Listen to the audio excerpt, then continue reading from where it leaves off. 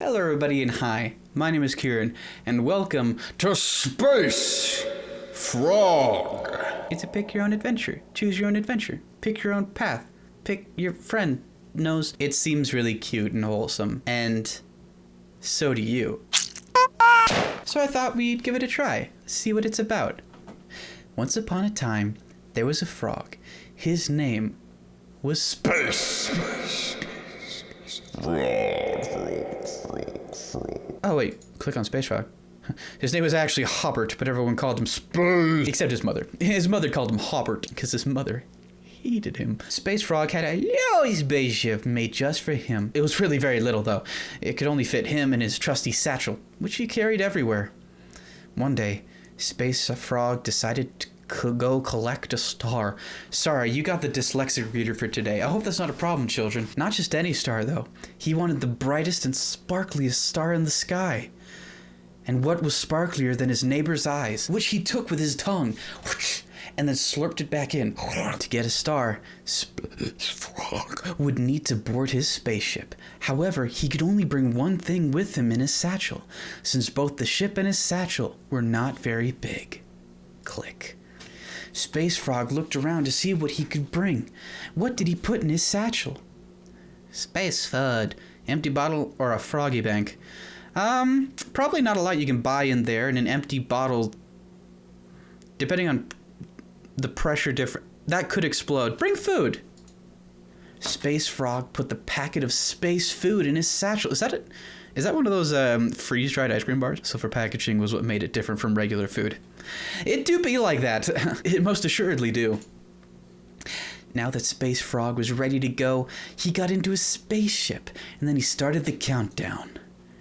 3, 2, 1...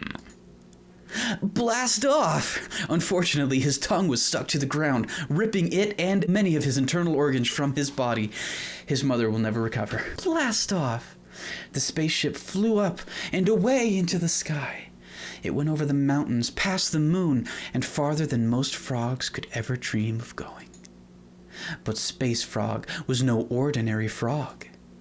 On the contrary, his mother told him he was extraordinary. She told him this every single day. She, of course, meant extraordinary as in super mundane, but we don't tell him that.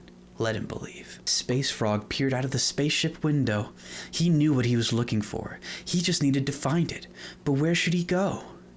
The first planet Space Frog saw was a small one, pale and blue. Did he stop his spaceship? Say it again. Louder. You idiots, I couldn't hear you ever. Did he stop his spaceship? Yes. It's small, like him, and pale, like his anemic cousin, and blue, like his anemic cousin's mother, who had to watch her baby die. Yes. Space Frog landed on his ship on the small planet and stepped out. The blue ground was hard and rocky.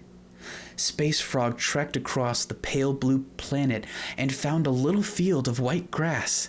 In the middle of the field was a sheep. Ba-ba, it said, a racial slur in its country. Space Frog stared. The sheep stared back. Hello, said Space Frog. I'm looking for a star. Bah! The sheep said. Space Frog did not understand the sheep. If only he'd paid better attention in sheep class, he would have known that sheep said keep to your own. Floppers. Space Frog wasn't sure what to do. He didn't speak sheep. Could he communicate with the sheep in some other way? Should he offer some space food or baa back, insinuating racially charged violence? He bade back. He didn't know much, but Space Frog knew how to be racially insensitive. Bah? Space Frog asked, but the sheep just continued staring. It didn't work. What else could he do? Offer some space food.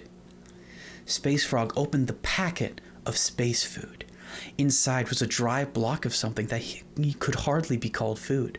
But people couldn't be picky about food in space. Are you hungry? Even if Space Frog didn't speak sheep, he knew that everyone liked to eat, and he was right. The sheep only took one look at the space food before eating it whole, wrapper and all. His intestines were blocked. He has days to live at most. Space Frog gasped, "You can't eat the wrapper. It's not food." But the damage was done. The sheep had already condemned itself to a slow, painful death. Then Space Frog heard a Space Frog squinted. On the grass behind the sheep, he could see something sparkly. A big, bright star. Is this for me? Space Frog asked the sheep. "No," said the sheep. It sounded like yes to Space Frog. And through the simple act of communal eating, Space Frog and the space sheep were able to bond their people's many years of distrust and hatred. "Thank you," replied Space Frog, but the sheep had already trotted away. Old habits die hard. Space Frog managed to stuff a big star into his satchel and made for a tight fit inside his little spaceship, but he steered his ship back down to Earth. After he landed, Space Frog did not go home. How could he see his mother again, having known that he has soiled her good name communing with a space sheep? No, he had somewhere else he had to go first. He checked that the star was still safely in his satchel, and then he headed not for his house, but the one next door. Space Frog rang the doorbell. Space Frog rang the doorbell. He didn't have to wait long before his best friend, Earth Cat, answered the door. "Hey, Space Frog. Sorry I have to work today, so I can't play with you," said Earth Cat with a frown. Space Frog shook his head. "It's okay. I'm just here to give you something." Earth Cat looked confused. "For me? It's not my birthday or anything, though." Space Frog took the star out of his satchel. It glowed bright in his hands. "I know you've been working late into the night recently, so I wanted to get you a star for light." For a moment, Earth Cat didn't say anything. Then he gave Space Frog a hug. "Thank you, Space Frog." "It's very kind of you." Earth Cat took the star with a smile. Space Frog smiled back. "No problem, Earth Cat." Space Frog gave Earth Cat a wave before heading back home. After Space Frog got back, he put away his satchel and lied down in bed. It had been a good day. "I hope Earth Cat will have time to play with me soon." Space Frog closed his eyes and dreamt of the fun adventures he and Earth Cat would have tomorrow as they committed gentrification against the masses. The end. Now that is a story that I will read to my children one day, and my children's children after them. Now, believe it or not, you doxy trollops, there's a whole, bunch of endings to the game. There's so much more to do. It's 30 minutes or so. No, that can't be. That was already 10 minutes, although I was taking my time and reading it dramatically. There's a lot more to this game, so if you want to check it out, there's a lot more story for you to uncover. What other kind of days will Space Frog have? Will the mighty Frog Council finally rescind their orders of eugenics? Only time can tell, and only you can find out. Thank you for reading this story with me. I hope you enjoyed. If you'd like to hear a new story every day, subscribe to the channel. They're all about as wholesome, but of course, until then, remember, Space Frog and I, we love you.